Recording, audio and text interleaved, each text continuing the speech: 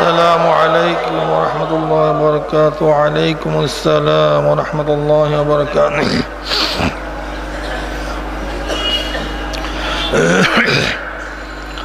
الحمد لله الحمد لله نحمده ونستعينه ونستغفره ونعوذ بالله من شرور أنفسنا من يهد الله فلا مضل له ومن يضلله فلا هادي له ونشهد أن لا إله إلا الله وحده لا شريك له ونشهد أن محمدا عبده ورسوله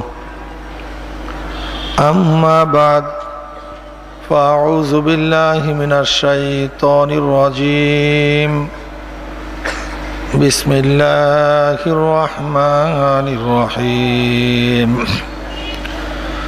إن الله وملائكته يصلون على النبي يا أيها الذين آمنوا صلوا عليه وسلموا تسليما الله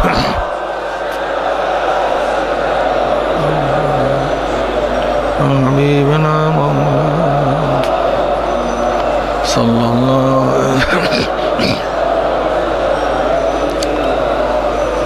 اللهم صل حبيبنا مولانا محمد صلى الله عليه اللهم صل حبيبنا مولانا صلى الله عليه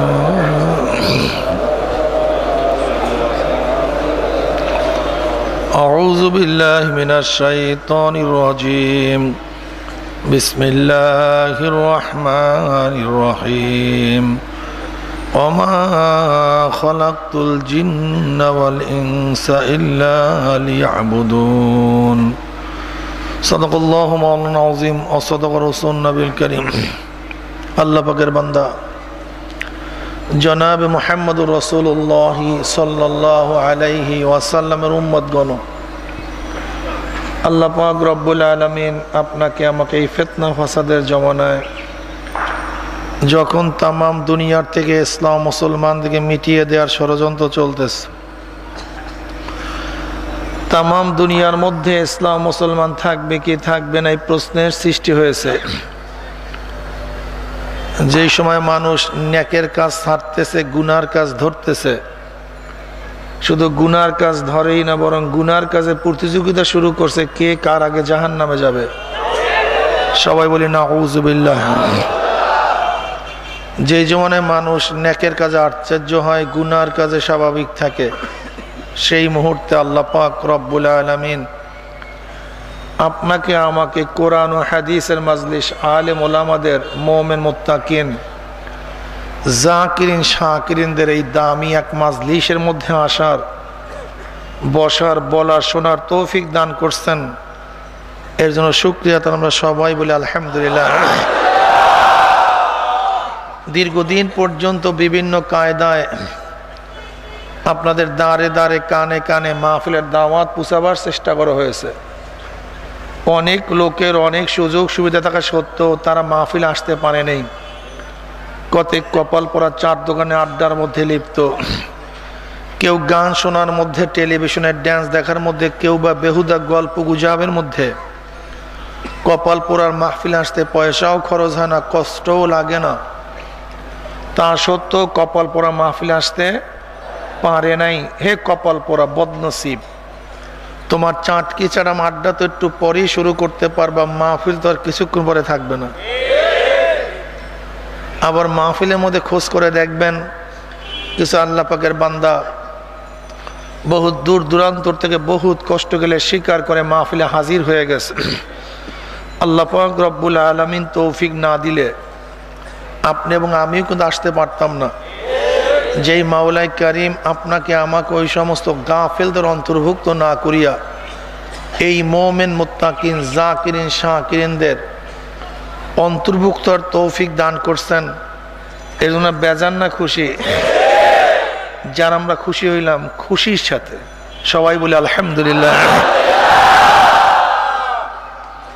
এছাড়া আমাদের শায়খ মুর্শিদ নব্বরাল্লাহু মারকাদাহুমারা বলতেন, বাবা কোনো ব্যক্তি হাক্কানি উলামায়ে কেরামের বয়ান শোনার জন্য যদি বাড়ি থেকে রওনা করে বয়ান শেষে আখিরি মোনাজাত দিয়া বাড়িতে চলে যায়, তার আমল নামায় 50 লক্ষ নেকের কম লিখেই হতে পারে না।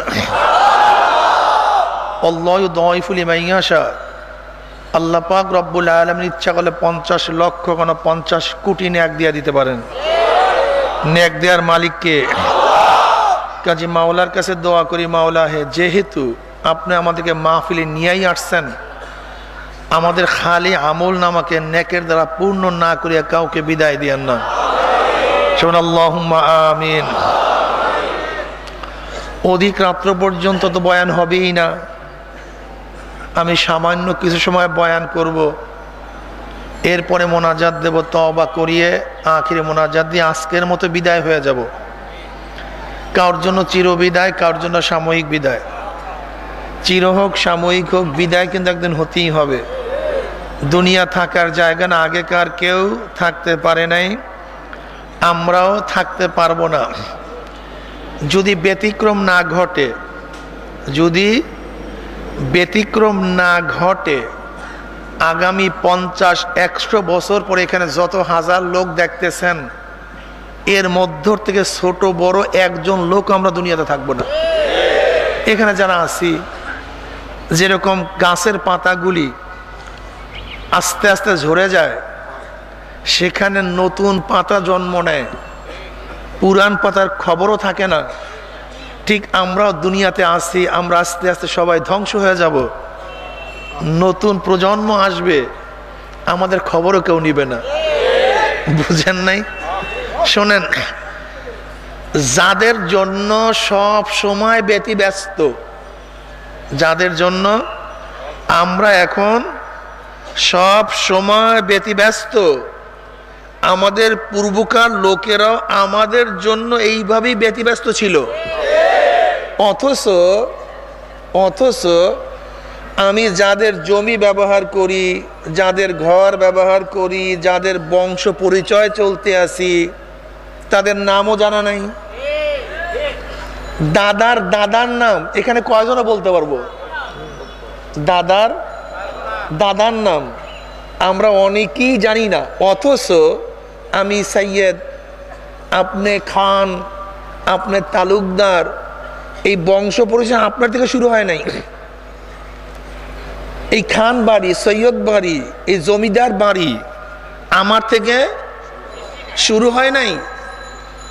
যার মাধ্যমে শুরু হয়েছে, যার পরিচয় চলতেছি, যেই বাড়ি করার জন্য হাজারো মাথার ঘাম পায়ে ফেলছে, কোর্টে কাছারিতে দৌড়াদৌড়ি করছে, রাত্রে ঘুমাতে পারে নাই, কিভাবে জমি করব, কিভাবে বাড়ি করব। যেই বাড়ি, যেই জমি ব্যবহার করতেছি, যেই ব্যক্তি এত খাটনি চেষ্টা করছে, তার নামটাই আমার জানা নেই। এইটি হাকিকত। ঠিক আমার পরে আবার যখন 200 বছর হয়ে যাবে, আমার পরে যখন আবার 200 বছর সামনে হয়ে যাবে, আমি 200 বছর পিছনে চলে যাব, তখন ওই 200 বছরের পরের লোকগুলি আমার নামও জানবে না, সব ভুলে যাবে। অথচ ওদের জন্যই আমি এত চেষ্টা করতেছি, এত খাটনি করতেছি, জীবনটাকে ধ্বংস করতেছি। কিন্তু যেই জিনিস আমার সাথে যাবে, সেই জিনিসের খবরই নেই, ভুলেই গেছি। ঠিক না? পরের জন্য খাটলাম, নিজের জন্য কিছুই করলাম না। সাধনা পরের জন্যই করলাম, নিজের জন্য কিছু। আব্বাজান রহমাতুল্লাহ আলাইহি, আল্লাহ এত সুন্দর একটা উদাহরণ দিতেন। দুনিয়ার জিন্দিগি অস্থায়ী না স্থায়ী? কেমন অস্থায়ী? আব্বাজান বলতেন যে দেখো, একটা কুড়ের ঘর, নাড়ার ঘর তুললেও 1 বছরের গ্যারান্টি দেওয়া যায় যে 1 বছর কমপক্ষে ঘরটা থাকবে। কিন্তু আপনার আমার জীবনের কি 1 বছর গ্যারান্টি দেওয়া যায়? 6 মাস, 1 মাস, 1 দিন, 1 ঘন্টা, 1 সেকেন্ড নিঃশ্বাসের নাই। শোনেন, এই কথা আমরা সবাই বলছি নিঃশ্বাসের, অথচ এইটা মুখে বলছি, একই নেই। আমরা এইমাত্র বলছি নিঃশ্বাসের, অথচ প্রত্যেকের ধারণা আরো বাঁচবো, আরো করব, আরো করব, আরো বাঁচবো। আলহাকুমুত তাকাসুর হাত্তা যুরতুমুল মাকাবির। এই তাকাসুরটা কি? তাকাসুর কি? আরো, মানে আমি আরো হায়াত চাই, আমি আরো বাড়ি চাই, আমি আরো জমিন চাই, আমি আরো গাড়ি চাই, আমি আরো ক্ষমতা চাই। হাত্তা যুরতুমুল মাকাবির। আরো আরো করতে করতে একদিন দেখে কবরের সাথে সাক্ষাৎ হয়ে গেছে। সংকীর্ণ হৃদয়খানি, অনন্ত পিপাসা, মিটে নাই, মিটিল না, মিটিবে না আশা। হৃদয় একেবারে সংকীর্ণ, কিন্তু এর আশা আকাঙ্ক্ষা আকাশের চেয়ে উঁচা, পাহাড়ের চেয়েও ভারী, সাগরের চেয়েও গভীর। এই হৃদয়ের আশা আকাঙ্ক্ষা কেউ পূর্ণ করতে পারে নাই, আমরাও পারবো না, ভবিষ্যতে যারা আসবে তারাও পারবে না। কি কথা ঠিক না? দুনিয়া দুনিয়া দুনিয়া দুনিয়া দুনিয়া দুনিয়া দুনিয়া। ওয়াকাল রাসূলুল্লাহ সাল্লাল্লাহু আলাইহি ওয়াসাল্লাম সায়াতি জামানুন আলা উম্মতি ইউহিব্বুনা খামসা ওয়া ইয়ানসাউনা খামসা, ইউহিব্বুনা আদ-দুনিয়া ওয়া ইয়ানসাউনা আল-আখিরা, ইউহিব্বুনা আয-যুনুবা ওয়া ইয়ানসাউনা আত-তাওবাতা, ইউহিব্বুনা আল-মালা ওয়া ইয়ানসাউনা আল-হিসাবা, ইউহিব্বুনা আল-খালকা ওয়া ইয়ানসাউনা আল-খালিকা, ইউহিব্বুনা আল-কুসুরা ওয়া ইয়ানসাউনা ইউহিব্বুনা আল-কুসুরা ওয়া ইয়ানসাউনা আল-মাকবারা। নবী আলাইহিস সালাতু ওয়াস সালাম ফরমান, অচিরি আমার উম্মতের উপর এমন একটা জমানা আসতেছে, এই শীঘ্রই, সায়াতি, ঠিক না? অচিরি আমার উম্মতের উপরে এমন একটা জমানা, এমন একটা কাল আসতেছে, 5টা জিনিসকে মহাব্বত করবে, 5টা জিনিসকে ভুলে যাবে। কয়টা জিনিসকে? জিনিসকে মহাব্বত করবে, 5টা জিনিস ভুলে যাবে। ইউহিব্বুনা দুনিয়া ওয়া ইয়ানসাউনাল আখিরা। দুনিয়ার মহাব্বত, দুনিয়া দুনিয়া, আরো দুনিয়া চাই, আরো বাঁচতে চাই, আরো থাকতে চাই, আরো করতে চাই, আরো সম্মান চাই, কিন্তু আখিরাতকে ভুলে গেছে। এরপর আমার কি উপায় হবে? এরপরে কি উপায় হবে? অথচ নবী কি বলছেন? আদ-দুনিয়া যিফাতুন ওয়া তালিবুহা কিলাব। আদ-দুনিয়া যিফাতুন ওয়া তালিবুহা কিলাব। দুনিয়া হলো মুদ্দার মরক, তালাশ করে কুত্তায়। আমার নবীর ভাষায় দুনিয়াকে বলছেন মুদ্দার মরক। দেখবেন নদী বা খাল দিয়া কোনো মুদ্দার মরক ভাসিয়া গেলে তার পিছনে মানুষ ছুটে না, বরং কুকুর চলতে থাকে, কখন মরক পাশে ভিড়বে তাকে খাবে। নবী বলতেছেন দুনিয়া যিফাতুন ওয়া তালিবুহা কিলাব। দুনিয়া মুদ্দার মরক, পচা গান্দা, তালাশ করে দুনিয়ার কুকুর। কোনো ভালো জ্ঞানী দুনিয়ার পিছনে ছুটতে পারে না। নবী দুনিয়া সম্পর্কে সুন্দর উদাহরণ দিয়েছেন। আর দুনিয়া জান্নাতুল কাফের ও সিজনুল মুমিন। আর দুনিয়া সিজনুল মুমিন ও জান্নাতুল কাফের। ছোট্ট একটা হাদিস, এত দামি, এত ব্যাপক এক হাদিস, এই হাদিস যা চিন্তাও করা যায় না। কি বলছেন? আমার নবী বলছেন আর দুনিয়া সিজনুল মুমিন ও জান্নাতুল কাফের। দুনিয়া হলো মুমিনদের জন্য জেলখানা, আর কাফেরদের জন্য জান্নাত। বলেন, মুমিনদের জন্য কি? কাফেরদের জন্য? মুমিনদের জন্য? কাফেরদের জন্য জেলখানা কাকে বলা হয়? জান্নাত কাকে বলা হয়? যার মধ্যে 3টা গুণ আছে তাকে বলা হয় জেলখানা। কয়টা গুণ? আর যার মধ্যে 3টা গুণ আছে তাকে বলা হয় জান্নাত। জেলখানার কয়টা গুণ? নাম্বার 1, যেখানে কেউ যাইতে চায় না। কেউ যদি জেলখানায় যেই বসে সেখানে থাকতে চায় না, গেলে 2 নম্বর। 3 নম্বর, ইচ্ছা অনুযায়ী কাজ করা যায় না। ইচ্ছা অনুযায়ী, এই 3টা গুণ যেখানে আছে সেটা আমার জেলখানা। যেখানে মানুষ, কথা বলেন, মুখস্থ করেন, যেখানে মানুষ গেলে ইচ্ছা অনুযায়ী, এই 3টা গুণ যেখানে আছে তার নাম জেলখানা। জান্নাত উল্টা, যেখানে মানুষ যাইতে চায়, একবার ঢুকলে আর বের হইতে চায় না, যেখানে ইচ্ছা অনুযায়ী কাজ করা যায়।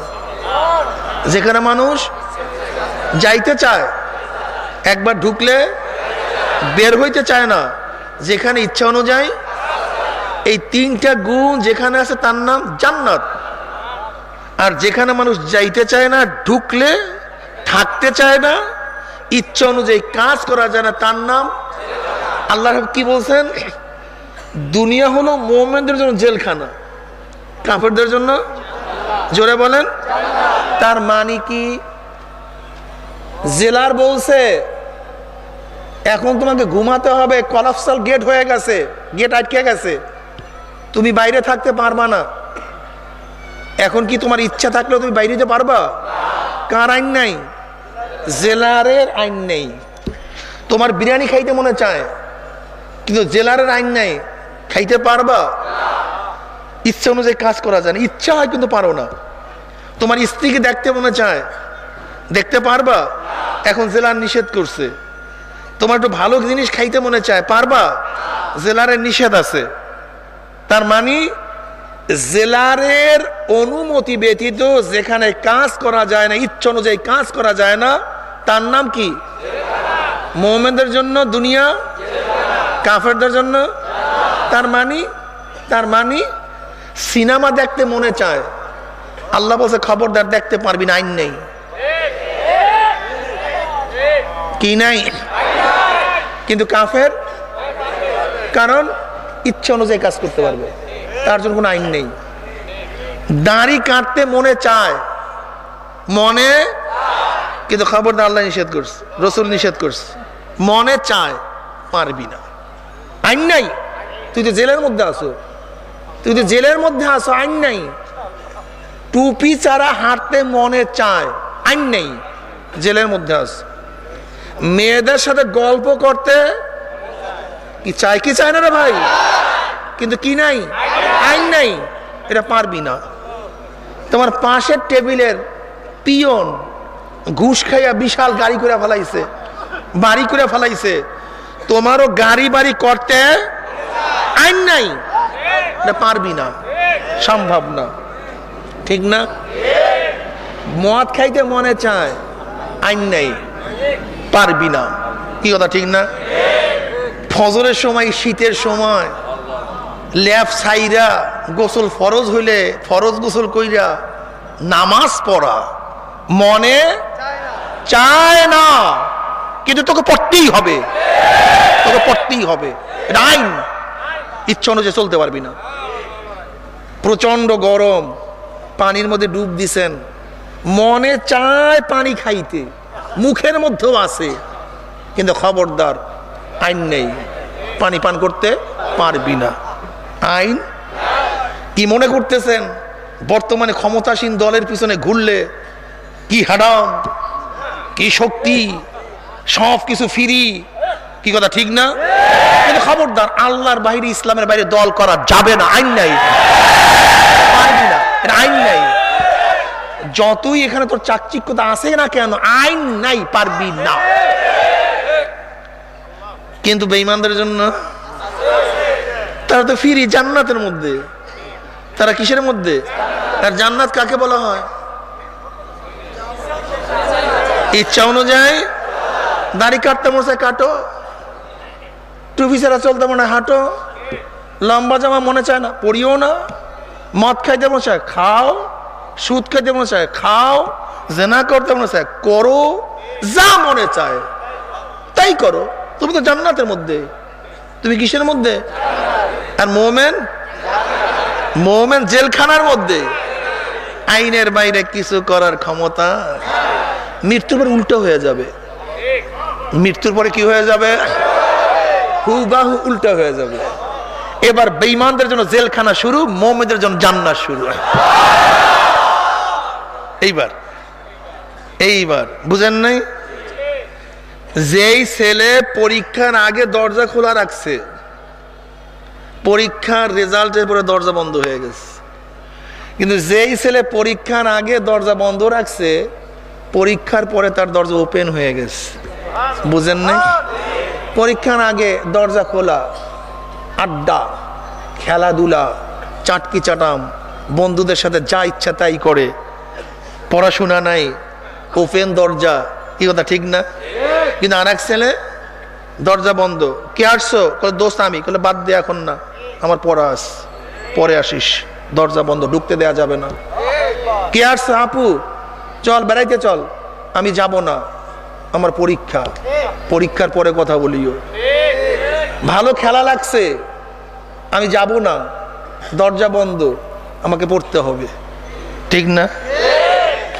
পড়তে পড়তে পড়তে পড়তে চেহারা মলিন হয়ে গেছে, চেহারা শুকিয়ে গেছে, ঘুম উজাগার করতে করতে চক্ষু গর্তের মধ্যে চলিয়া গেছে। সাধনা আর সাধনা না, ঠিক না? কারোর সাথে কোনো কথা নাই, বার্তা নাই, কোনো কথা নাই। তুমি যে বন্ধু হোক না কেন, তোমাকে অনুমতি দেয়া হবে না।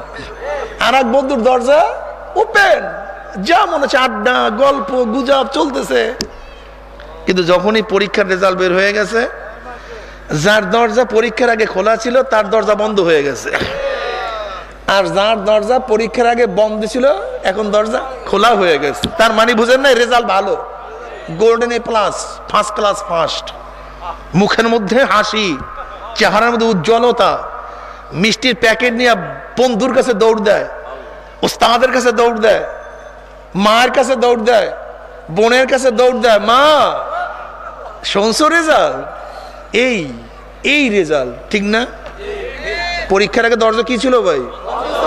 এখন কিন্তু যার দরজা খোলা ছিল ফেল, দরজা বন্ধ। লজ্জা, লজ্জা। উস্তাদের সামনে যাইতে পারে না, বোনের সাথে যাইতে পারে না, ঘর থেকে বের হইতে পারে না, ফেল করছে, চেহারা মলিন হয়ে গেছে।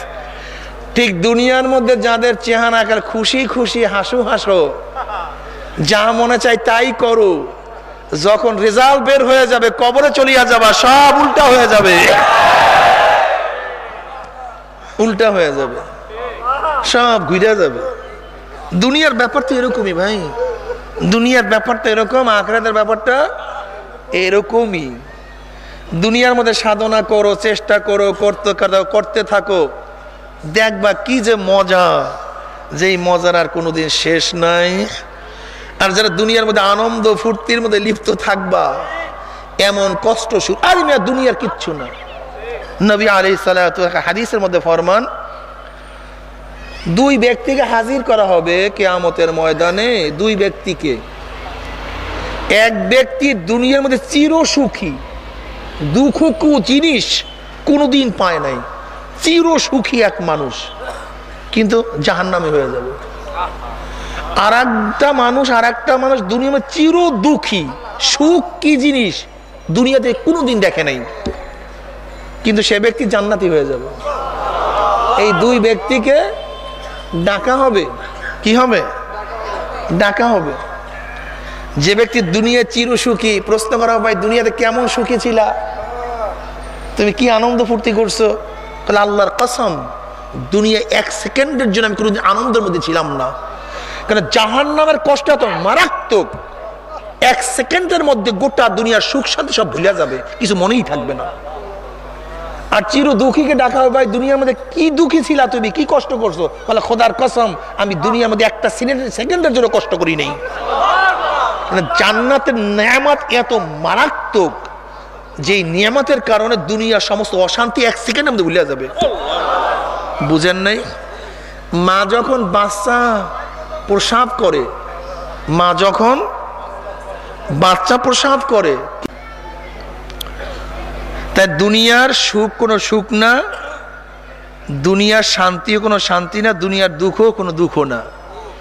মা যখন কষ্ট করে বাচ্চা প্রসব করে মনে হয় প্রথম মৃত্যু দেখছে, কিয়ামত, কিন্তু বাচ্চার চেহারার দিকে তাকাবার সাথে সাথে সমস্ত কষ্ট মুহূর্তের মধ্যে ভুলে যায়, কিচ্ছু নেই। ঠিক জান্নাতীরা জান্নাত নজরে আসার সাথে সাথে সব সেকেন্ডের মধ্যে ভুলে যাবে, দুনিয়ার কোনো কষ্টের কথা মনেই থাকবে না। দুনিয়ার শান্তি শান্তি না, দুনিয়ার কষ্ট কষ্ট না, আখিরাতের শান্তি মূল শান্তি, আখিরাতের কষ্ট মূল কষ্ট। আচ্ছা বলেন তো, আপনারা যারা কাল দুনিয়ার পাগল হয়ে গেছেন, আপনাদের মনের শান্তি কি আমাদের চেয়ে বেশি নাকি? হ্যাঁ, আমরা টুপি মাথায় দিয়ে যে শান্তি পাই, আপনাকে টুপি ছাড়া তার চেয়ে বেশি শান্তি পাইছেন নাকি? মানুষ তো শান্তি চায়, হইলেই তো হইল, কি কথা ঠিক না? মানুষ কি চায়? আমাকে একটু ভালো দেখায়, এইটা তো চায়। আপনি মনে করছেন টুপি ছাড়া হাঁটলে আমাকে ভালো লাগে, আর আমি মনে করি আমি টুপি দিয়ে হাঁটলে আমার কাছে ভালো লাগে। শুধু মনকে তৈরি করে, আর কিচ্ছু না, আর কিছু না। দেখেন না, অনেক ছেলেরা চুল রাখে, এখান থেকে কামায়, এখান থেকে কামায়, এই ঘোড়ার পশমের মতো রাখে, কি কথা ঠিক না? আপনার কাছে খুবই বিচ্ছিরি দেখায়, চরম বিচ্ছিরি। ও কিন্তু খুব ভালো, আমার কাছে খুব ভালো লাগতে আছে, নিজের কাছে খুবই, বাস এটা সেন্স, এটা সেন্স, আমার কাছে এইটা ভালো লাগে, বাস এইটাই সেন্স। কোন ব্যক্তি দাঁড়িয়ে এই জায়গা দিয়ে কাটে, এই জায়গা দিয়ে কাটে, এখানে বাচ্চা দাঁড়িয়ে একটু বড় বড় রাখে, এরকম আছে কি নেই? ওনাকে এটা আমার কাছে ভালো লাগে, এটা সেন্স, ঠিক না? কেউ দাড়ি কাটে, বড় বড় মেয়েদের মতো চুল রাখে, মনে করি এটা ভালো, এটা তার সেন্স। যদি একজন পুরুষ মানুষ এরকম বেড়ার মতো, শিয়ালের মতো, কুকুরের মতো, আবার দেখছি কেউ চুল কাটে ওই শুয়ার সাজাইছে মাথার মধ্যে, কাটতে কাটতে চুল, এরকম বর্তমান ডিজাইন বের হয়েছে, কেউ বাঘ বানায়, এটা সেন্স। ও মনে করে এইটা ভালো। তা আমি যদি এই সেন্স আনি, আমার টুপিটা ভালো, অসুবিধা কোথায়? এটা আপনি ফিলিং করে ফেলান না, কোনো কষ্টই লাগবে না। বরং কি হবে জানেন নাকি? যদি একবার অভ্যাস করতেই পারেন, অবস্থাটা কি হবে? এখানে হাজারো মানুষ আমি দেখাতে পারবো, হাজারো মানুষ যারা একদিন টুপি মাথায় দিত না, দাড়ি রাখতো না, কিন্তু এখন আপনি 1000 কোটি টাকা এক হাতে দিবেন আর বলবেন দাড়ির মধ্যে পোষ লাগাও, 1000 কোটি টাকার লাঠি মারবে, দাড়ির মধ্যে পোষ মারতে পারবে না। একই মানুষ, একই মাজলিসে আপনি সময় ব্যয় করিয়া, অর্থ খরচ করিয়া, সেলুনে বসিয়া আপনি দাড়ি কাটতেছেন, একই মাজলিসে আর একটা লোক 1000 কোটি টাকার বিনিময়ে দাড়ির মধ্যে পোষ দিবে না। কারণটা কোথায়? একই মানুষ। আপনার টুপি মাথায় দিয়ে বের হইতে লজ্জা লাগে, হেরে কেমন দেখায়, অথচ আপনার আমাকে পিটানো দেন, আমি টুপি ছাড়া রাস্তায় নামতেই পারবো না। কারণটা কোথায়? এর কারণ কি? আপনি প্যান্ট শার্ট ছাড়া ভালোই লাগে না, অথচ আমাকে যদি মানে পিটে মাই দেওয়া বানান, আমি প্যান্ট শার্ট পরে রাস্তায় পার হইতেই পারবো না। একই মানুষ। এর কারণটা কোথায়? আপনার চক্ষু দুইটা শয়তানের চক্ষু হয়ে গেছে, কি কথা ঠিক না? আর আল্লাহ ওনাদের চক্ষু দুইটা আমার মাওলার কুদরতি চক্ষু পরিণত হয়ে গেছে। আইনুহু আইনুল্লাহ, লেসানু লেসানুল্লাহ। তার মানে আল্লাহ যেই জিনিস পছন্দ করে, আল্লাহ ওদের চোখের মধ্যে সেই জিনিস পছন্দ লাগে। আর শয়তানের চক্ষু, শয়তানের যেই জিনিস ভালো লাগে ওর চোখের মধ্যে সেই জিনিসই ভালো লাগে, কি কথা ঠিক না?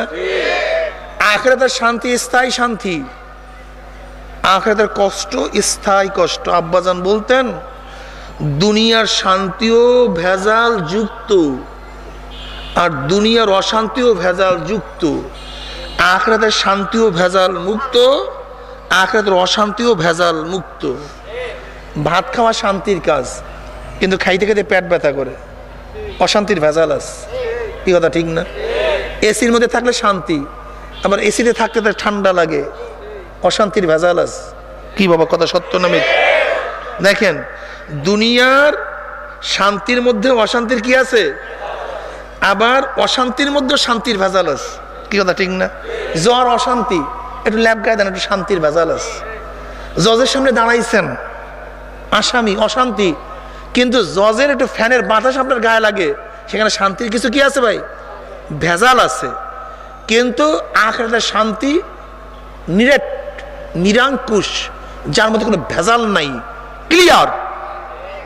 হাজারো খানা খান, পেটের মধ্যে বুট বুট নাই, গুড গুড নাই, পেট খারাপ নাই, ডেকুর দিয়েছেন, সব শেষ। হাজারো খানা খান, হাজারো পানি পান করেন, কোনো অসুবিধা নেই, শুধু মজার মজা, মজার মজা। কি কথা ঠিক না? জান্নাতের মধ্যে এত মজা, এত সুন্দর, এক একটা বিল্ডিং হবে হাজার হাজার তলা বিশিষ্ট, এক একটা ইট হবে রূপার, এক একটা ইট হবে স্বর্ণের, জাওয়াহের দ্বারা গাঁথনি হয়ে যাবে। আল্লাহ, কাবে আহবার রাদিয়াল্লাহু ফরমান, জান্নাতের মধ্যে জান্নাতীদের জন্য সবুজ ইয়াকুত পাথরের একটা বিল্ডিং করা হবে, সবুজ ইয়াকুত পাথরের। বিল্ডিংটা কত ছোট হবে?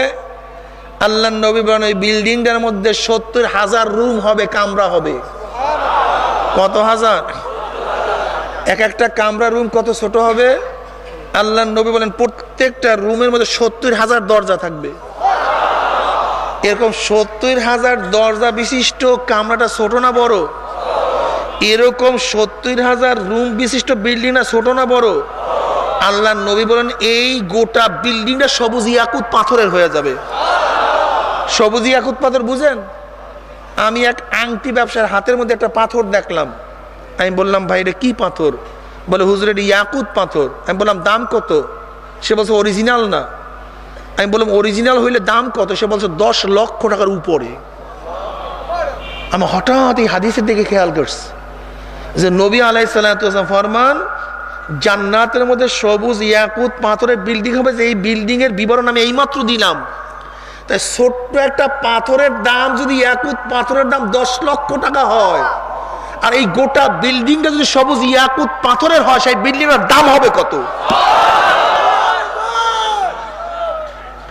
এই বিল্ডিংয়ে কাকে দিবেন? নবী বলেন যার সামনে হারাম মাল পেশ করা হয়েছিল, হারাম মাল হাতকে গুটায় এনেছে, যেহেতু দুনিয়ার লোভ সামলাইছে, হারামকে গ্রহণ করে নাই, এর জন্য খুশি হয়ে আল্লাহ পাক রব্বুল আলামিন জান্নাতের মধ্যে ওই ব্যক্তিকে এই বিল্ডিংটার দান করবেন। কি ভাবতেছেন? এত মজা, এত আরাম। আল্লাহ কি বলেন? মা তাশতাহি আনফুসুকুম ওয়ালাকুম ফিহা মা তাদদাউন। জান্নাতের মধ্যে যা মনে চায় তাই করতে থাকো। আল্লাহর তরফ থেকে সালামুন কাওলাম মির রাব্বির রহিম। শুধু শান্তি, শান্তি, শান্তি। অশান্তি কি জিনিস আর কোনোদিন দেখা লাগবে না। জান্নাতের মধ্যে জান্নাতীরা আনন্দ ফুর্তি করতে থাকবে। আল্লাহ পাক প্রশ্ন করবে জান্নাতীরা, আমি তোমাদের সাথে যে ওয়াদা করছিলাম সেই ওয়াদা কি পালন করছি? জান্নাতীরা বলে হ্যাঁ মাওলা পালন তো করছো, অনেক বেশি পাইছি, কিন্তু একটা ওয়াদা এখনো পালন করো নাই। একটা ওয়াদা এখনো পালন।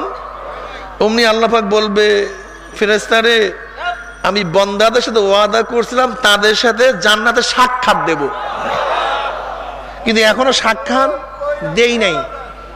এখনো সাক্ষাৎ নূরের পর্দা উঠায় দে। যখন 70,000 নূরের পর্দা উঠায় দেওয়া হবে, 70,000 প্রত্যেকটা জান্নাতি, প্রত্যেকটা জান্নাতি ভিড়াভিড়ি ধাক্কা ধাক্কি ব্যতীত এই চক্ষু দিয়ে আমার মাওলাকে দেখতে পারবে। জান্নাতের যত নাজ নেয়ামত আছে, সবচেয়ে বড় নেয়ামত হলো মাওলার দিদার। সুবহানাল্লাহ। নবী কি বলেন? মান আহাব্বা লিকা আল্লাহ আহাব্বাল্লাহু লিকাআহু ওয়া মান কারিহা লিকা আল্লাহ কারিহাল্লাহু লিকাআহু। যারা মাওলার সাথে সাক্ষাৎ করাকে পছন্দ করে, আমার মাওলাও তাদের সাথে সাক্ষাৎ দেওয়ার জন্য অপেক্ষায় আছে। আর যারা আমার মাওলার সাথে সাক্ষাৎ করতে চায় না, আল্লাহর হুকুম মানে না নামাজ পড়ে না, রোজা রাখে না, পর্দা করে না, দাড়ি কাটছে, টুপি ভালো লাগে না, এবাদত বন্দেগী পছন্দই হয় না, আবার গালিও দেয় মোল্লা মৌলবী। এই গোষ্ঠীগুলি কোথায় পাইলো? অনেক এরকম আছে কি নাই? সব ভ্রান্ত ধারণা, নাস্তিকের গোষ্ঠী। আরে নাস্তিক গাধা, এ নাস্তিক, আমি তোকে একটা যুক্তি দেই, পারলে গোটা দুনিয়ার নাস্তিকরা এই যুক্তিকে খণ্ডন কর। শুধু একটা যুক্তি দেব। আপনারা কি দেখেন এই কুরবানির পরেও হাজারো জায়গায় গোশের মধ্যে আল্লাহ শব্দ লেখা আছে? হাজারো জায়গায়, এক দুই জায়গায় না, স্পষ্ট। অস্পষ্ট তো বলতে একেবারে স্পষ্ট, আল্লাহ স্পষ্ট। এ নাস্তিক, গোশের মধ্যে আল্লাহ কে লেখলো? মাছের মধ্যে আল্লাহর নাম কে লেখলো? ডিমের উপরে কে আল্লাহর নাম লেখলো? ওই জঙ্গলের মধ্যে লা ইলাহা ইল্লাল্লাহু মুহাম্মাদুর রাসূলুল্লাহ, ওই জঙ্গলের মধ্যে গাছের মধ্যে কে লেখলো? আমার দুলাভাই রহমাতুল্লাহ আলাইহি লন্ডন থেকে একটা পত্রিকা নিয়ে আসছেন। সৌদি আরবের এক ডাক্তার, অফি আনফুসিকুম আফালা তুবসিরুন, আমি তো তোমার মধ্যেই আছি, তুমি কেন দেখো না? এই আয়াতের উপর গবেষণা করতে গিয়ে দেখেন মানুষের প্রত্যেকটা রক্ত কণিকার মধ্যে লেখা আছে আল্লাহ। কি দিয়া ফিরাবা বলো, কি দিয়া ফিরাবা বলো? এ নাস্তিকের গোষ্ঠী, ইন্দোনেশিয়ায় যে সুনামি হয়ে গেছিল, লক্ষ লক্ষ মানুষ মারা গেছে। ইত্তিফাক পত্রিকায় দেখছো যে সুনামির ঢেউটা 100 ফিট উঁচা হয়েছিল, যে ঢেউয়ের মধ্যে স্পষ্ট লেখা ছিল আল্লাহ। ইত্তিফাক পত্রিকায় আসছে। এটা কি দিয়া ফিরাবা বলো? আমি গেলাম মসজিদ নববীতে ইতিকাফ করার জন্য। যখন ইতিকাফে ছিলাম, আমাকে অনেক ওই এলাকার লোকেরা বলল, মদিনায় যারা আছে বলছে নবী আলাইহিস সালাতু ওয়াস সালাম সবচেয়ে বেশি উহুদকে মহব্বত করতেন। আর ওহুদও তাকে, বুখারীর হাদিস, আল্লাহর নবী বলছেন যে ওহুদ আমাকে মহব্বত করে, আমি ওহুদকে মহব্বত করি। এটা পাহাড়। পত্রিকা নিয়ে আসছে যে ওহুদ পাহাড়ের উপর থেকে একটা ক্যামেরা করা হয়েছে, সেখানে দেখা যায় লেখা মুহাম্মদ। এমন ভাবে ওহুদ পাহাড়টা সাজানো হয়েছে, মনে হয় লেখা কি মুহাম্মদ আরবিতে। কি দিয়া ফিরাবা? এ নাস্তিকের গোষ্ঠী, খুব ভালো মতো বুঝো কোন ধারণা অনুযায়ী নামাজ ছাড়ছো, কোন বেয়াকুবের কথা অনুযায়ী রোজা ছাড়ছো, কোন বেয়াকুবের কথা অনুযায়ী আমার মাওলাকে বলছো। তোমার জ্ঞানই তো নাই, তোমার জ্ঞান তো এখন স্বল্প। ওমা উতিতু মিনাল ইলমি ইল্লা কলিলা, একটু সামান্য জ্ঞান। তুমি কি জ্ঞানী হইছো যে আল্লাহকে অস্বীকার করতেছো? তোমার কি জ্ঞান আছে? আমি নাস্তিকের বলি জ্ঞানী, তুই নিজেকে অনেক বড় জ্ঞানী মনে করতেছো। তুই যে মোবাইল ফোন ব্যবহার করো, এই মোবাইলটা কি কোনো ফেরেশতা বানাইছে, মানুষ বানাইছে? জোরে বলে। আমি তোকে বলি মোবাইলটা বানাই দে, তো পারবি? কেন? অথচ তুমি এইমাত্র বলছো মানুষ বানাইছে। মানুষের বানানো একটা মোবাইল যদি বানাইতে বলি, তুমি বলবে আমার মাথায় ধরে না। কিসে ধরে না? তা তোমার মাথাটা কতটুকু? তোমার মাথাটা কতটুকু? মানুষের বানানো একটা মোবাইল যদি বলি বানায়া দাও, তুমি বলো আমার মাথায় ধরে না। অথচ আসমান জমিন লৌহ কুরসি, এই গোটা দুনিয়া সব তোমার 1 সেকেন্ডের মধ্যে মাথায় ধরবে। এই বুদ্ধি তোমাকে দেশ কোনো পাগলে, তোমার সাথে বড় পাগল এই দুনিয়াতে নেই। এ বৈজ্ঞানিকের গোষ্ঠী, এ ডাক্তারের গোষ্ঠী, শিক্ষিতের গোষ্ঠী, তোমরা কেন বুঝো না? আজও পর্যন্ত ডাক্তাররা বলে মানুষ কেন বাঁচে? বাঁচিয়া থাকা আশ্চর্য, মারা যাওয়া কোনো আশ্চর্য না। মানুষ মরিয়া যাওয়া আশ্চর্য না, বরং মানুষ বাঁচিয়া থাকা আশ্চর্য। হার্ট কেন চলে, কেন ফুসফুসে চলতে আছে, কেন রক্ত একবার পাম্পিং করে বার করে আর একবার ঠেলিয়া দেয়। সমস্ত রক্ত একবার এরকম পাম্পিং করে একবার নিয়ে নেয়, আবার প্রেসার দিয়া ছাড়িয়া দেয়। 5 মাইল গতিতে প্রতি সময় ঘন্টায় 5 মাইল গতিতে রক্ত আমার শরীরের মধ্যে চলতে আছে। 5 মাইল গতিতে ডাক্তাররা বলে রক্তের কোটি কোটি কোটি কোটি রুট আছে, কোটি কোটি রুট, 1-2 রুট না। ডাক্তাররা বলে একটা রুট ফিল করিয়া আর একটা কণিকার মধ্যে ঢোকার সাথে সাথে মানুষটা মারা যাবে। এই যে অপারেশন করার সময় হাজারো সূক্ষ্ম রগ কাটা যায়, ডাক্তারের 14 গোষ্ঠীর ক্ষমতাও নাই ওই রগকে রগের সাথে মিলাইয়া দেওয়া। কিন্তু ডাক্তাররা বলে যখন সেলাই করিয়া দেওয়া হয় ওই প্রত্যেক রগের মুখের সাথে অটোমেটিক মিলিয়া যায়, অটোমেটিক মিলিয়া যায়। আমার মাওলাকে চিনো না? আমার মাওলাকে চিনছো? ডাক্তাররা বর্তমানে বিজ্ঞানীরা বলতে আছে মানুষের প্রত্যেকটা পশমের থেকে আর একটা মানুষের পশম আলাদা। এই যে হাজার হাজার লক্ষ লক্ষ পশম দেখেন না, এই যে পশম, প্রত্যেকটা মানুষের পশমের চেয়ে আলাদা। এক পশে চুল দেখেন না, এক মানুষের চুলের সাথে জেনেটিক আর এক মানুষের মিল নাই। অথচ দেখেন ছোট্ট একটা বৃদ্ধাঙ্গুলি শিকির মতো সাইজ, এর মধ্যে কত ধরনের আগ দিতে পারবো বলেন তো? কত ধরনের ঘুরাইয়া ফিরাইয়া কোন বড়, কত হাজার প্রকার আগ দিতে পারবেন বলেন তো? অথচ নবী আদম থেকে শুরু করে আজ পর্যন্ত প্রত্যেকটা মানুষের সমান একটা বৃদ্ধাঙ্গুলি, ছোট কতগুলি রেখা, আদম থেকে শুরু করে আজ পর্যন্ত গোটা দুনিয়ার কোন মানুষের এই এক টিপের সাথে আর এক টিপের কোনো মিল নাই।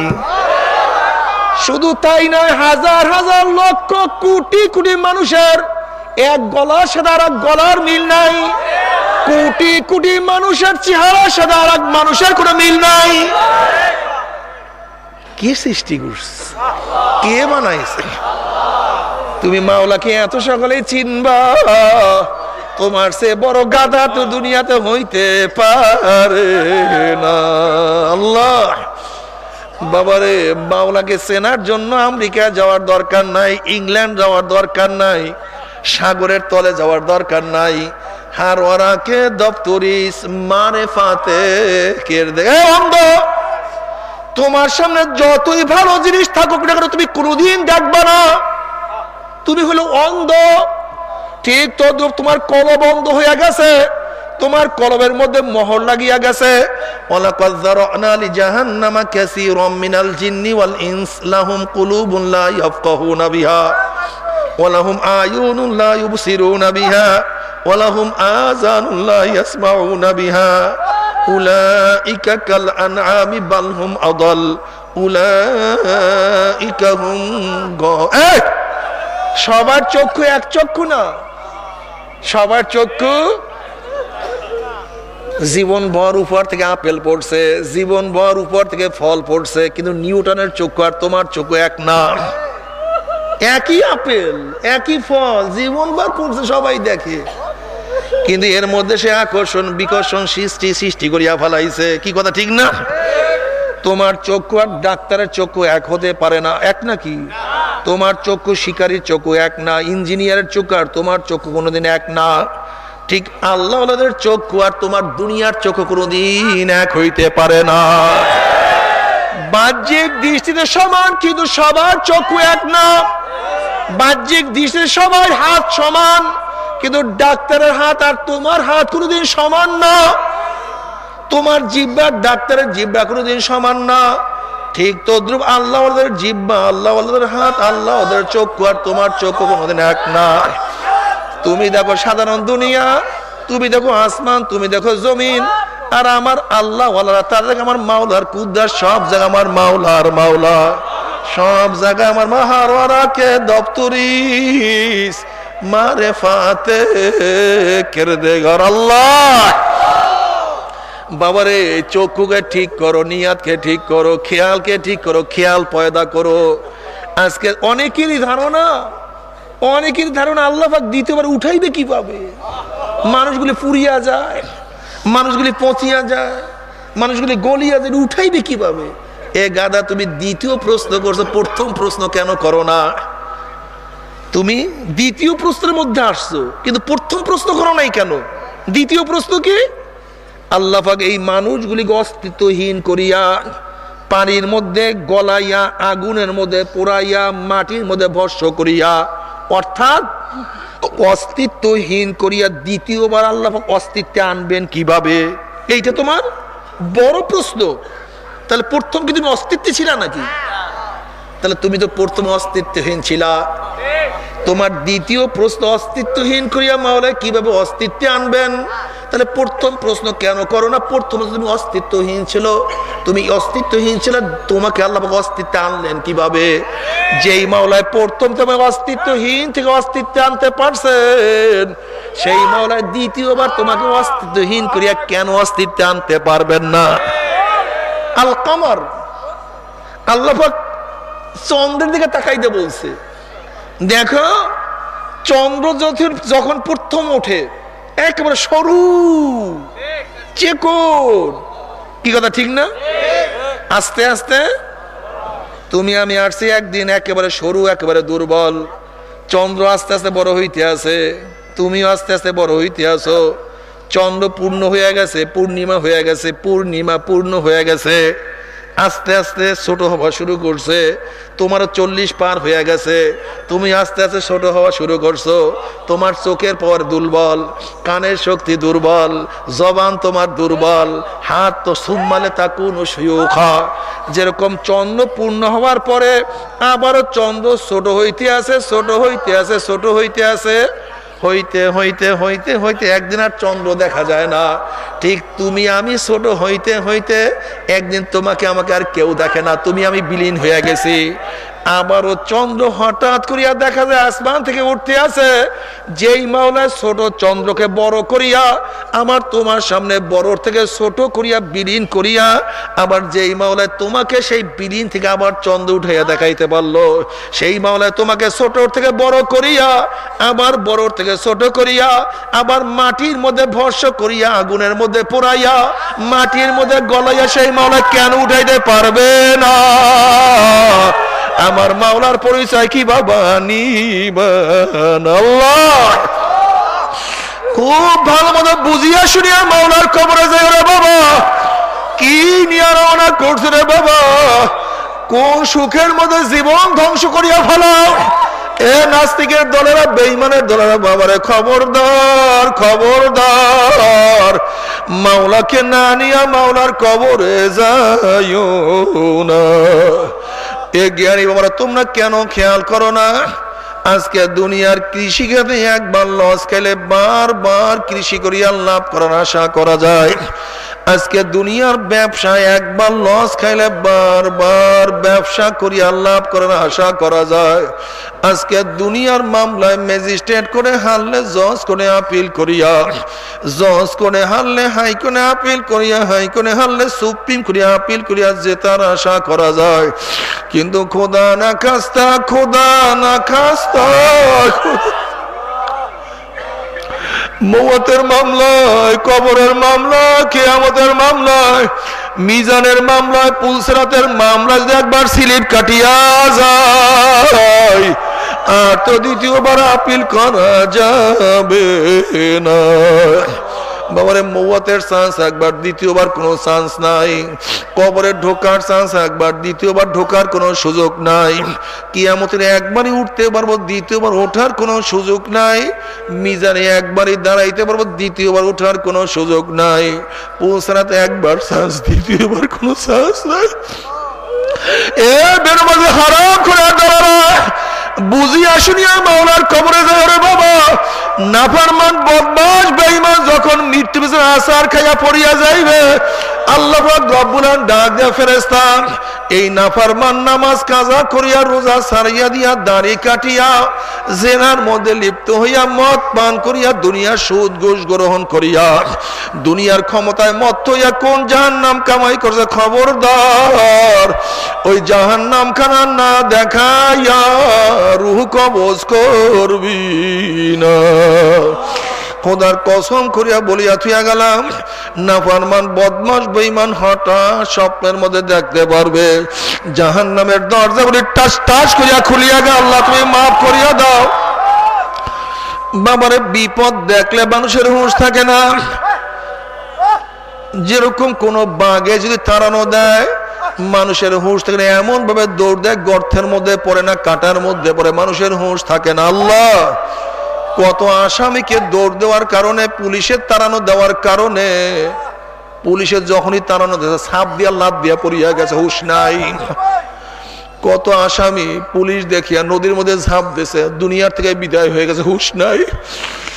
বাবারে বিপদ থাকলে হুঁশ থাকে না। অত দুনিয়ার পুলিশ আসামির মতো একজন মানুষ, অনেক সময় দেখা যায় আসামির চেয়েও পুলিশ দুর্বল হয়।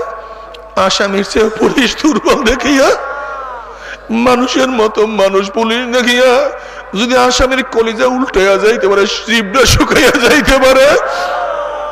হুঁশ থাকতে না আখিরাতের আসামির দলেরা, আখিরাতের আসামিকে ধরার জন্য আল্লাহ পাক যেই পুলিশ দারোগা তৈরি করেছে তার নাম আজরাইল। নবী আলাইহিস সালাতু ওয়াস সালাম ফরমান, নাফরমান বদমাশ বেঈমান হঠাৎ স্বপ্নের মধ্যে দেখতে পারবে আজরাইলের মাথা আসমানে, পাও তার জমিনে, এক হাত মাসিক আর এক হাত মাগরিবে, নীল রঙের দিঘির মতো বড় বড় দুইটা চক্ষু, তার সমস্ত পশমের গোড়া দিয়া শুধু আগুনের ঝিলকি বাইর হইতে আছে। এই অবস্থা দেখিয়া নাফরমান রূহ আর বাইর হইতে চাইবে না।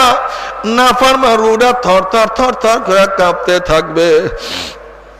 360টা মুকামের রূহটা দৌড়াদৌড়ি করতে থাকবে। আর করুণ দৃষ্টিতে আজরাইলের দিকে তাকিয়ে বলবো, ভাই আজরাইল, আমার বয়স তো মাত্র 16 বছর, মাত্র 18 বছর, মাত্র মেট্রিক পরীক্ষা দিলাম, আইয়ে ভর্তি হইলাম। এই ছাত্র জীবনেই তুমি আমার সামনে হাজির হয়েছে, বুঝতেই পারি নাই। এ ছাত্র বাবারা, তোমার সে কি ছোট ছাত্র দুনিয়া থেকে বিদায় হয় নাই? ভাই আজরাইল, আমি মারা গেলে আমার মেয়েতে মহিয়া যাবে, ওদেরকে কে বিবাহের ব্যবস্থা করবে? আমার মেয়েকে বিবাহ দেওয়ার সুযোগ দিয়া দাও। ভাই আজরাইল, ও ভাই আজরাইল, আমি মারা গেলে আমার নবজাত শিশু এতিম হইয়া যাবে, ওদের মুখের মধ্যে কে খানা তুলিয়া দিবে? একটু আমার বাচ্চা বড় হওয়ার সুযোগ দিয়া দাও। ভাই আজরাইল অমুক গোলার ট্যাক মাহফিলে গিয়া নিয়াত করছিলাম নামাজ আর কাজা করব না, রোজার ছাড়বো না, দাড়ি আর কাটবো না, না জেনার মধ্যে যাব না, হারাম সুদের মধ্যে আর থাকবো। আমি তওবা করব, করতেছে করা করতে করতে তুমি আমার সামনে হাজির হয়ে গেছো। ভাই আজরাইল, আমাকে একটু সুযোগ দিয়া দাও। খোদার কসম, আর আমি নামাজ কাজা করব না, আমি আর রোজা ছাড়বো না। ও আনফিকু মিম্মা রাযাকনাকুম মিন ক্বাবলি আন ইয়াতিয়া আহাদাকুমুল মাউত ফায়াকুল রাব্বি লাউলা আখরতানি ইলা আজালিন করিবিন ফাসাদদাকা ওয়া আকুম মিনাস সালিহিন। আমাকে একটু চান্স দিয়া দাও, একটু সুযোগ দিয়া দাও। আমি সারা রাত আর ঘুমাবো না, সারা রাত নামাজ পড়বো, সারাদিন কিছুই খাইবো না, সারাদিন রোজা রাখবো। বন্ধু বান্ধবের আড্ডার প্রশ্নই আসে না। আমি সারাদিন কোরআন তেলাওয়াত জিকির আজকারের মধ্যে লিপ্ত হয়ে যাব। ও আকুম মিনাস সালিহিন, আমি নেককার আল্লাহওয়ালা হয়ে যাব। আমাকে একটু তওবা করার সুযোগ দিয়া দাও, ঈমান আনার সুযোগ দিয়া দাও।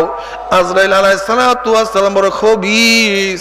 আমার মাওলা কি কালামে পাকের মধ্যে আগেই বলেন নাই, ওয়ালা ইউআখিরাল্লাহু নাফসান ইযা জা আজালুহা।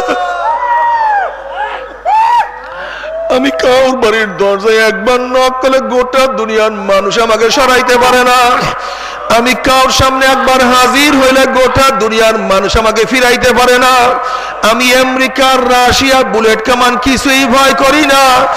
আর তোকে সুযোগ দেওয়া হবে না। আজরাইল আলাইহিস সালাতু ওয়াস সালাম গোশাইয়া রুহুটার উপরে এমন জোরে থাবা মারবে, থাবার সরে কলিজার রগগুলি সিরিয়া সিরিয়া নিয়ে যাইবে। এই দুনিয়াতে তোমাকে আমাকে আর কেউ রাখতে পারবে? আল্লাহ মাওলা রে, সবাইকে বুঝ দিয়া দাও, সবাইকে বুঝ দিয়া দাও, আমাকে তুমি বুঝ দিয়া দাও আল্লাহ।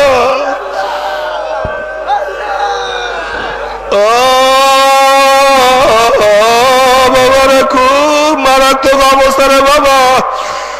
এ মাঝি, কোথায় রওনা করছো? মাঝি খবরদার, তুমি সাগর পাড়ি দেওয়ার জন্য, মেঘনা নদী পাড়ি দেওয়ার জন্য তো প্রস্তুতি গ্রহণ করছো। এ মাঝি খবরদার, এখনো তুমি দরিয়ার কিনারার মধ্যে আছো রে মাঝি। এখনো দরিয়ার কিনারায় আছো, খবরদার পরীক্ষা নিরীক্ষা না করিয়া নৌকা পাড়ি জমাইও না। হে মাঝি, দেখো তোমার নৌকার তক্তার অবস্থা কি, দেখো মাঝি তোমার নায়ের বইটার অবস্থা কি, ধারের অবস্থা কি রে মাঝি। মাঝি তুমি দেখো তোমার পালের অবস্থা কি, তোমার বাদামের রশির অবস্থা কি। খবরদার মাঝি, পচা তক্তার নৌকা নিয়া, দুর্বল দাঁড় বইটা নিয়া, পচা রশি বাদাম নিয়া খবরদার দরিয়ার মধ্যে পাড়ি জমায়ও না। ও মাঝি, তুমি কি জানো 10 নম্বর সিগন্যাল, 12 নম্বর সিগন্যাল, মহাবিপদ সিগন্যাল, হেরিকেন উঠিয়ে গেছে, টর্নেডো শুরু হয়ে গেছে। 50 ফিট উঁচা হইয়া দরিয়ার মধ্যে বিরাট তুফান শুরু হয়ে গেছে রে মাঝি। যদি তুমি পচা তক্তার নৌকা নিয়ে দরিয়ার মধ্যে মেঘনার মধ্যে পাড়ি জমাইয়াই বসো, যখন দুই দিক থেকে তোমার নৌকার মধ্যে জোরে তুফান বাড়ি মারবে, তোমার বাদামের মধ্যে প্রচন্ড ব্যাগে বাতার চাপ মারবে। এ মাঝি, তোমার নৌকার তক্তা যদি দুর্বল হয়, তোমার দাঁড় বইটা যদি দুর্বল হয়, তোমার বাদাম রশি যদি দুর্বল হয়, টাস টাস করিয়া বাদামের রশি ছিড়িয়া যাইবে, তোমার নৌকা বাজি সমস্ত বইটা ভাঙ্গিয়া চুরমার হইয়া যাবে, তোমার নৌকা খান খান খান খান হইয়া গহীর সাগরের মধ্যে তলাইয়া যাবা, আর তো ওপার যাইতে পারব না। ও 3.5 হাত নৌকা আব্দুল্লাহ, ও 3.5 হাত নৌকার মাঝি আব্দুর রহমান, ও 3.5 হাত নৌকার মাঝি রহিমা খাতুন, ও 3.5 হাত নৌকার মাঝি আসিয়া খাতুন, খবরদার 5টা মহাসাগর পাড়ি দিয়ে আমার মাওলার দরবারে হাজির হইতে হবে। জানো কেমন সাগর? মওয়াত বিরাট এক সাগর, কবর বিরাট এক সাগর, কিয়ামতের ময়দান বিরাট আটলান্টিকের মতো বিরাট সাগর, মিজান বিরাট বিশাল প্রশান্ত এক মহাসাগর, পুলসিরাত বিশাল এক সাগর। খবরদার 5টা সাগর পাড়ি দিয়া তারপর তোমার মাওলার দরবারে যাইতে হবে। এখনো সাগরের কিনারায় আছো, দেখো তোমার ইমানের অবস্থা কি, তোমার ইমান মজবুত আছে না তোমার ইমান পচিয়া গেছে।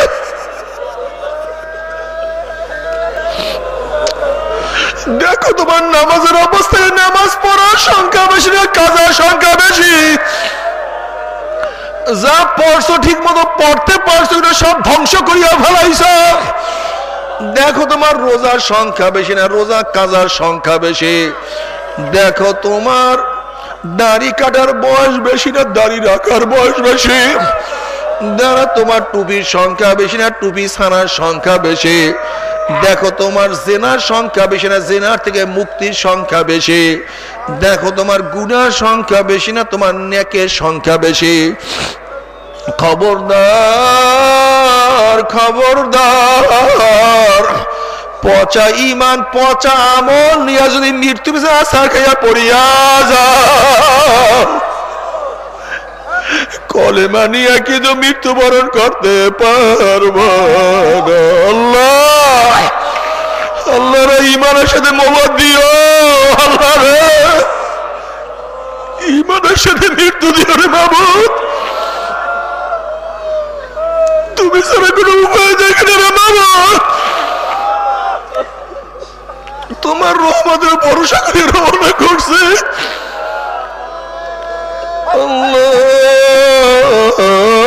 মাওলা রে আমার মাওলা রে, আল্লাহ বাবারে ওই কবরের চিন্তা তোমার মধ্যে আমার মধ্যে নাই।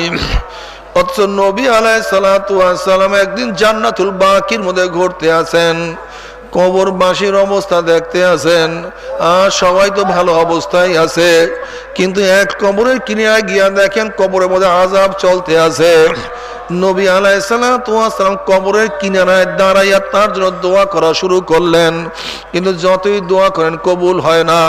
আল্লাহ পাক ডাক দিয়া বলেন, হাবিব গো, তোমরা যতই দোয়া করো দোয়া আমি কবুল করব না যতক্ষণ পর্যন্ত কবরবাসীর মা তাকে মাফ না করবে। হে যুবকরা, যারা মা বাবার সাথে বেয়াদবি করছো, আজকে গিয়ে এই পা ধরিয়া ক্ষমা চাও। খবরদার, মা বাবা বরদোয়া করলে কোন ইবাদত কবুল হবে না রে বাবা। খবরদার, মা বাবার সাথে বেয়াদবি করিও না রে বাবা।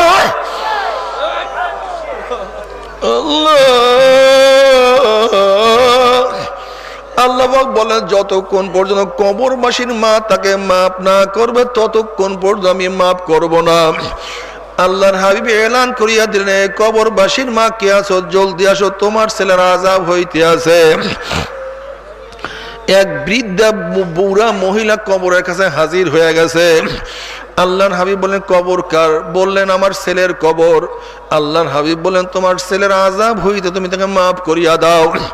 মহিলা বলছে, ইয়া নবী আল্লাহ, আমার ছেলের আযাব হইতেছে, মাওলার শুকরিয়া আদায় করতে আছে।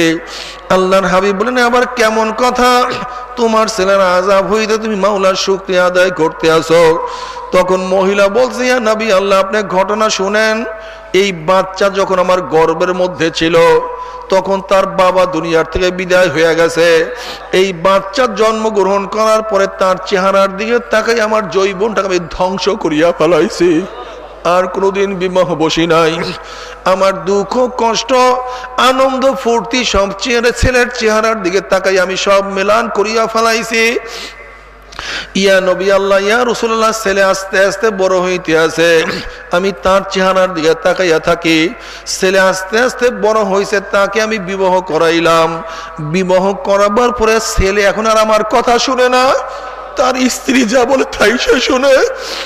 ইয়া নবী আল্লাহ, ইয়া রাসূলুল্লাহ, একদিন কি যেন তার স্ত্রী তার কানে কানে বলছে, বলার সাথে সাথে আমার মাথার উপরে একটা বাড়ি মারছে। বাড়ি মারার সাথে সাথে আমার মাথার থেকে রক্ত বাইর হওয়া শুরু হয়ে গেছে। তখন আমি মাওলার কাছে দোয়া করলাম, মাওলা রে, দুনিয়ার মধ্যে আমার ছেলেকে আযাব দিলে আমি সহ্য করতে পারবো না, কিন্তু মৃত্যুর পরে আমার ছেলেকে তুমি ছাড়বা না। আপনার সাহাবী হওয়া সত্ত্বেও মাওলা আমার দোয়া কবুল করছে, এর জন্য আমি মাওলার শুকরিয়া আদায় করলাম। আল্লাহর হাবিব মাওলার কাছে বললেন, মাওলা রে, যতক্ষণ পর্যন্ত মহিলা তার ছেলের আযাব না দেখবে ততক্ষণ পর্যন্ত তাকে সে মাফ করবে না।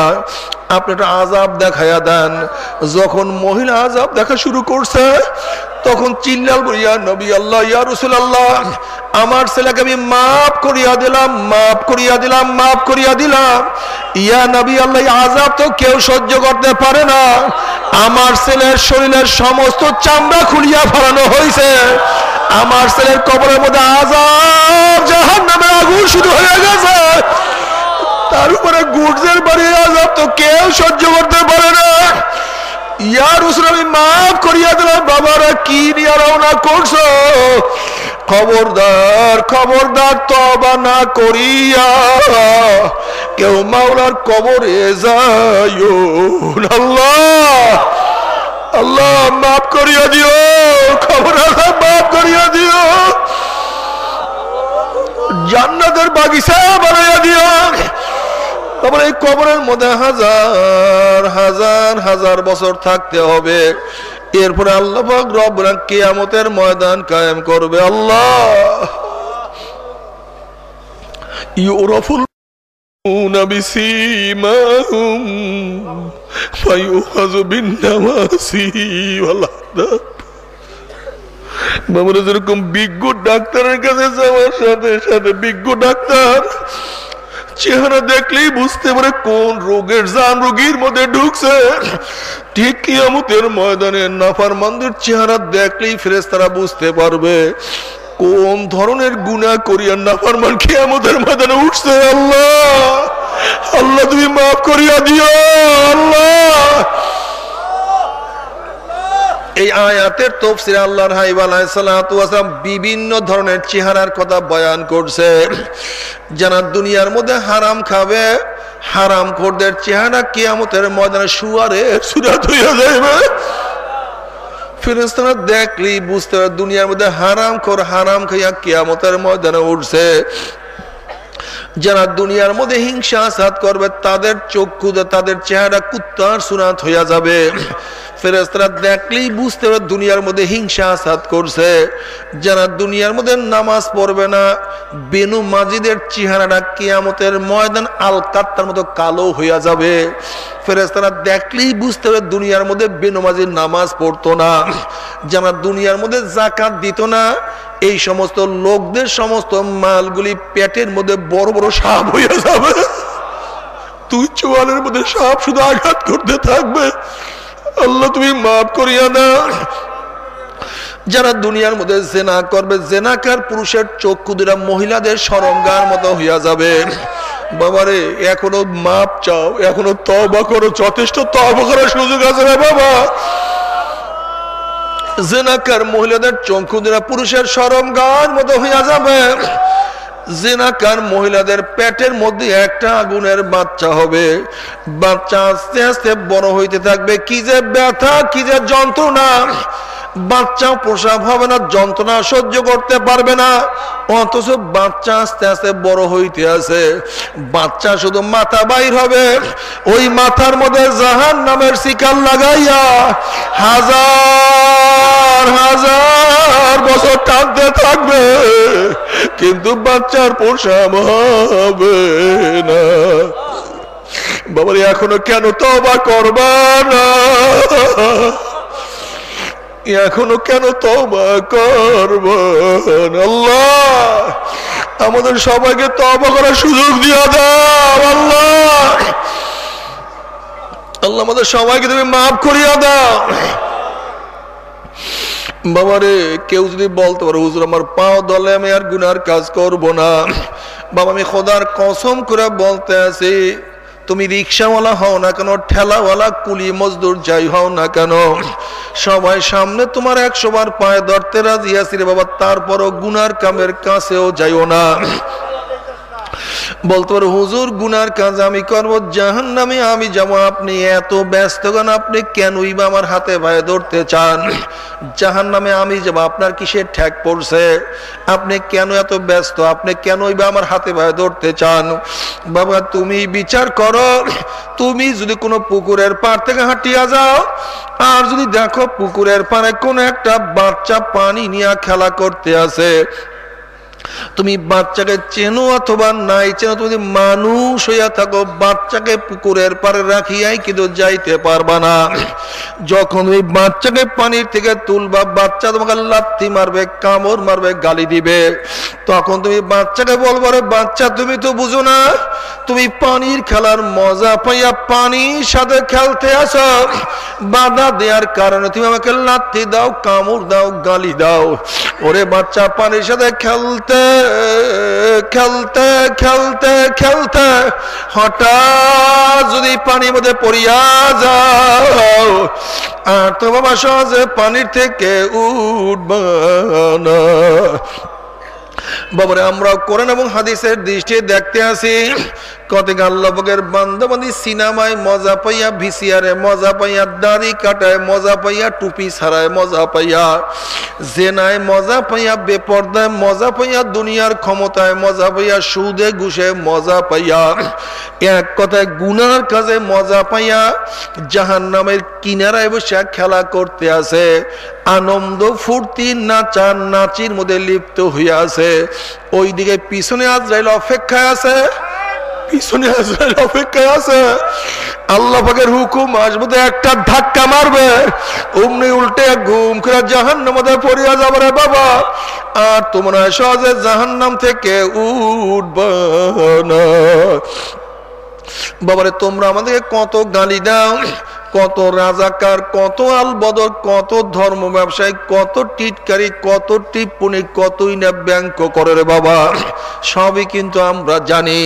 কিন্তু তোমরা আমাদের থেকে যতই ভাগো, আমরা ততই তোমাদের পিছনে দৌড়াই, তোমরা যতই ভাগো ততই দৌড়াই, যতই ভাগো ততই দৌড়াই, আর পিছন থেকে ডাক দিয়া বলি বাবা ফেরো, বাবা ফেরো, গুনার কামের কাছেও কেউ যায়ও না। তবে মোমেন মুসলমান বলতে সবাইরই মনে চায় গুনার থেকে ফিরিয়া নেক আমল করিয়া মাওলার জান্নাতে কিন্তু সবাইরই যাইতে মনে চায়। গুনাহ নিয়া মাওলার জাহান্নামে কাউরি কিন্তু যাইতে মনে চায় না। কিন্তু কেনই বা আমরা নেক আমল করতে পারি না, কেনই বা গুনার কাম ছাড়তে পারি না? এর মূল কারণ হলো আপনার এবং আমার পিছনে নফস এবং শয়তান লাগিয়া রইছে। এই নফস এবং শয়তান থেকে ফেরার জন্য যে কোনো একজন হক্কানি আল্লাহর ওলির হাতে হাত দিতে হবে রে বাবা। খবরদার, বর্তমান জমানায় কিন্তু পীর মুরিদের নামে ভেজাল, ব্যবসা, শিরক, বিদআত, হিংসা, হাসাদে পরিণত হয়ে গেছে। সমস্ত আল্লাহর ওলির একমত, যেই পীরের 5 জন মুরিদের মধ্যে কম পক্ষে 3 জনকে দেখবা আলহামদুলিল্লাহ সুন্নাত মুআফিক আমল আকলাক মজবুত হইয়া যাইতে আছে, গুনার কাম ছাড়তে আছে, নেকের আমল ধরতে আছে, কলব নরম হইয়া চোখে পানি আসতে আছে। বৃক্ষ তোর নাম কি, ফলে পরিচয়, চরমুনাই বুঝি না। চরমুনাই দাওয়াত, প্রশংসা, প্রচার প্রসার করার জন্য আসে না রে বাবা। চরমুনাই যাওয়ার তোমার কোনো দরকার নাই, কোনো দরকার নাই, কোনো দরকার নাই। তুমি যার কাছে গিয়া পারো গুনার কাম ছাড়ো, নেকের আমল ধরো, কলম নরম করিয়া চোখে পানি নিয়া মাওলার কবরে যাইও। যেরকম দুনিয়ার ঘরে আগুন লাগলে পানি ছাড়া নিবানো যায় না, ঠিক তদ্রুপ তোমার এবং আমার গুনার দ্বারা যে জাহান্নামের আগুন জ্বলিয়া রইছে, চোখের পানিও ছাড়া কিন্তু জাহান্নামের আগুন নিবানো সম্ভব না। কাজী বাবা আমার জন্য দোয়া চাই, আমিও দোয়া করি। সময় সবার জন্য প্রাণ খুলিয়া দোয়া করো, যেন কিয়ামতের ময়দানে গলাগলি বাঁধিয়া মাওলা একসাথে জান্নাতে যাওয়ার তৌফিক দিয়া দেয়। আল্লাহুম্মা আমিন, আল্লাহুম্মা আমিন, আল্লাহুম্মা আমিন। ও পর্দার মা বোনেরা, ও আমার পর্দার মা বোনেরা, 2 হাত তুলিয়া মাওলার কাছে কান্দ আর মাওলার কাছে মাপ চাও। কান্না না আসলে মনের বুঝরে মন। একদিন এই ঘরের দরজা দিয়ে নতুন বউ হইয়া উঠছিল রে মন। কত মেয়েলোকে শরবত খাওয়াইছে, কত মেয়েলোকে বাতাস করছে। আবার একদিন এই ঘরের দুয়ার দিয়া মরালাস হইয়া বাইর হব। ছেলে কানবে মামা করে, মেয়ে কানবে মামা করে, ওরে মন জবাব তো আর দিব না। আল্লাহ আল্লাহ কত আলেম ওলা আমাদেরকে নিয়ে হাত তুললাম রে মাওলা। আল্লাহ কত সাদা দাড়িওয়ালা ভাইদেরকে নিয়ে হাত তুললাম রে মাওলা। আল্লাহ আল্লাহ তোমার হাবিব বলছে সাদা দাড়ির যখন কান্দন লয় তখন তুমি লজ্জা পাইয়া যাও। আল্লাহ কত বেগুনার না বলে তালবে আলিম যাদের পায়ের নিচে ফেরেশতারা পাক না বিছায়া দেয়। আল্লাহ কত জাকিরিন শাকিরিন তোমার খাস খাস বান্দা দিকে নিয়ে হাত তুললাম রে মাওলা। আল্লাহ আমি তো গুনাহগার, আমার দিকে না তাকাইয়া তোমার যেই বান্দার হাত পছন্দ হয় তার উসিলে আমাদের সবার গুনাহ কথা মাফ করে দাও। আল্লাহ আল্লাহ তুমি মাফ করবাই না, তুমি ক্ষমা করবাই না, তারা তোমার বান্দার এখানে কেন আসছে? আল্লাহ কি পাওয়ার জন্য আসছে, কি চাওয়ার জন্য আসছে? আল্লাহ আমরা দুনিয়া পাওয়ার জন্য আসি নাই, দুনিয়া চাওয়ার জন্য আসি নাই, দুনিয়ার বিপদে পড়িয়াও আসি নাই। আল্লাহ আমরা কেউ নামাজ কাজা করিয়া ফেলাইছি, কেউ রোজা ছাড়িয়া দিছি, আল্লাহ কেউ জেনার মধ্যে পতিত হইয়া গেছি, কেউ মদ পান করিয়া ফেলাইছে, আল্লাহ কেউ সুদ ঘুষ গ্রহণ করিয়া ফেলাইছি। আল্লাহ আমরা জাহান্নামের কাজ করিয়া ফেলাইছি। আল্লাহ জাহান্নামের খাতার থেকে আমাদের নামটা কাটিয়া দাও। আল্লাহ জাহান্নামের খাতা থেকে আমাদের নামটা কাটিয়ে দাও আল্লাহ জাহান্নামের খাতা থেকে নামটা কাটিয়ে দাও আল্লাহ জান্নাতুল ফেরদাউসের মধ্যে আমাদের নামটা উঠে আনো